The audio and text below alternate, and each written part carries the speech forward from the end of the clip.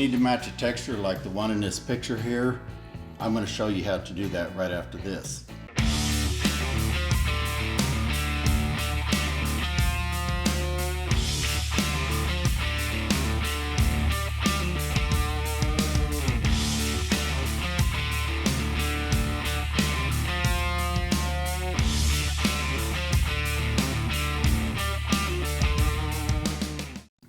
Hey, welcome back to my channel, and if you're into doing your own home improvement projects, drywall repairs and so on, and you want to learn how to do it right so that you can take pride in your workmanship and save some money, be sure and subscribe. And if you click that bell icon, that will notify you each time a video comes out. Otherwise you won't know just by subscribing.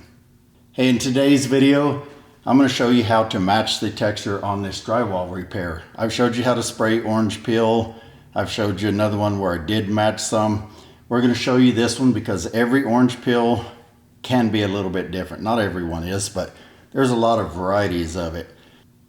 And what I'm going to do is I'm going to walk you through just real quickly what I do to get this look in the texture.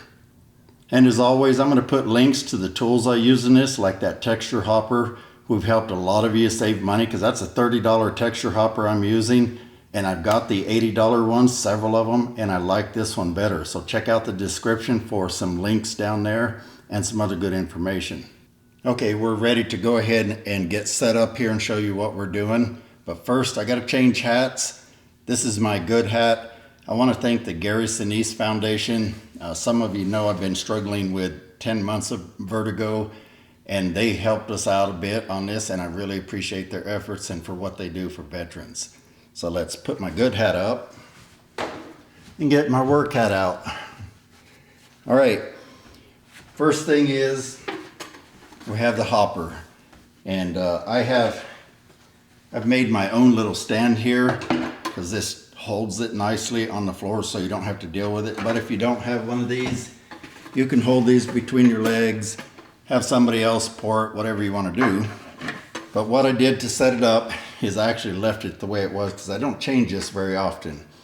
This comes with 3 tip sizes, and I've got the smallest tip size in here because this is a kind of fine pattern that we're going to stack a little bit to get a little bit more. So we're going to start out spraying kind of a finer pattern, not super fine but fine, and then those drops will stack up to be this. Because if you look at this texture, what you've got to do is learn to analyze the texture. So first thing I want to know is how thick it is. The bigger the bumps of the orange peel, the thicker the mud needs to be. This is not a real flat orange peel, so I didn't get super thin, but it's pretty thin, and I'll show you that here in a second. And to get those smaller drops, you need this smaller tip size. Okay, I've got another video about spraying orange peel where I outline all of the variables because there's quite a few. There is how far you pull the trigger, and that can be adjusted with this. There's the CFM, the air pressure, the nozzle size, the texture, thickness. So there's a lot of variables that can sculpt how this is going to look. But as I show you in that video, I usually just use 2 variables. I usually just vary how far I pull the trigger and how much air I give it. The less I pull the trigger, the smaller the drops will be.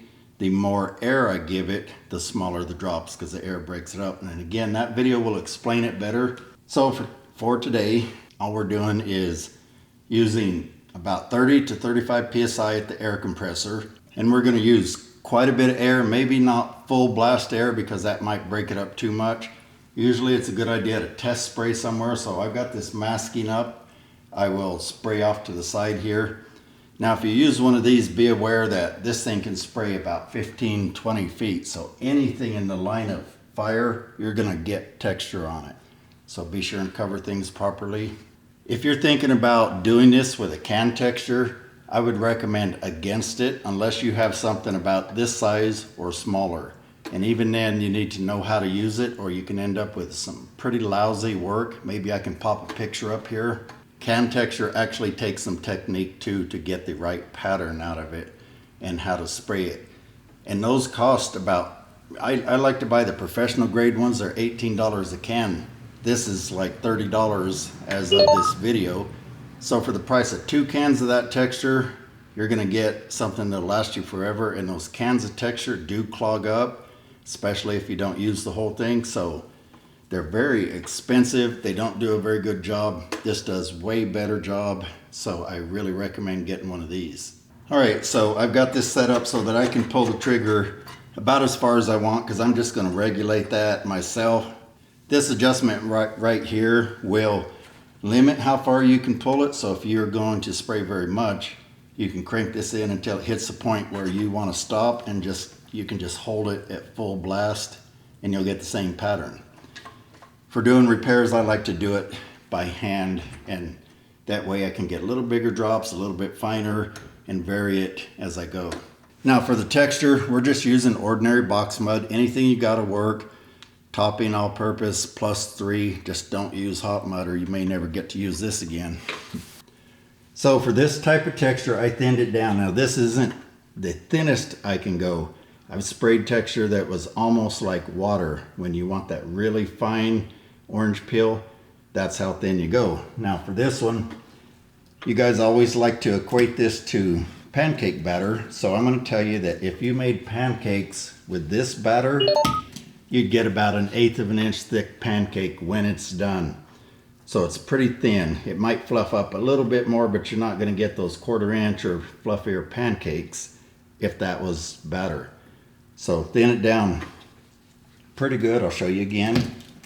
It pours out pretty quickly, and that way it'll break up better. So let's go ahead and put some in here. Now you can just pour it straight out of the bucket, but I kind of like this dipping cup on these small jobs, and then it doesn't make my bucket get all covered in mud down the side and in the rim and such. Don't fill this up too full. About here is about all you want, because you're going to be tilting it back. You get it too full, you're going to get a face full of texture, and that's not fun. All right, I'm going to change the angle so you can see the ceiling. I'm going to try and get the camera closer so you can see it going on the ceiling. So I may be out of view, but you'll get to see how I'm spraying it. Okay, it's probably gonna get a little bit noisy here, so I won't be able to talk once I start spraying. Okay, so what I want to point out is this is all nicely feathered. These edges really need to be feathered. And then what we're gonna do is spray a little bit past here. It doesn't have to go way past it, just enough to blend it in. So I would go about 1 inch or 2. It's okay to go a little bit further. It's not really gonna hurt, but don't go too short.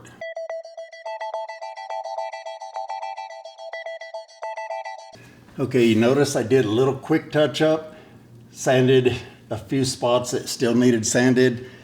It's good to spray and work with a bright light shining across your work area. It will highlight the areas that need fixed. And I hadn't done that yet because I knew I was going to break it out for this video. So I saw a few minor things. I sanded them, touched them up. That way you don't make a mistake. And that'll give you a better job. Also, that light's really going to help you see this texture going on better, so you know if you're matching it right. So here we go.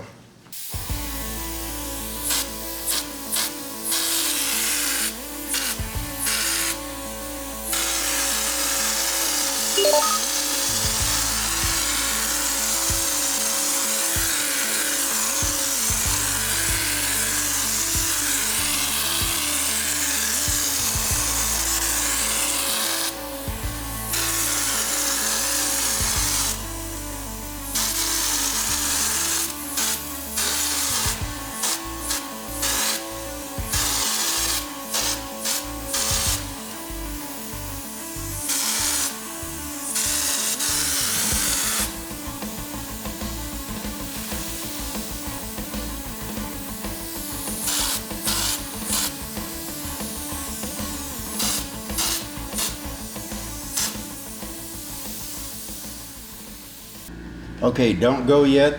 There we have it sprayed, but I'm also going to paint this. I'm going to show you how to paint a repair. There is a special technique, or it will show, and I know because I had that happen many times before I figured out the secret. But that should give us a matching texture right there. And tomorrow after we get it painted, you'll see the end result. Hey, if you like this video, Check out these other ones popping up here somewhere on the screen. I always forget which side they're on. And these might help you out too. If you like these and want to get more content like this, be sure and subscribe and click that bell icon. And I thank you for stopping by. I will see you on the next video. Thanks a lot.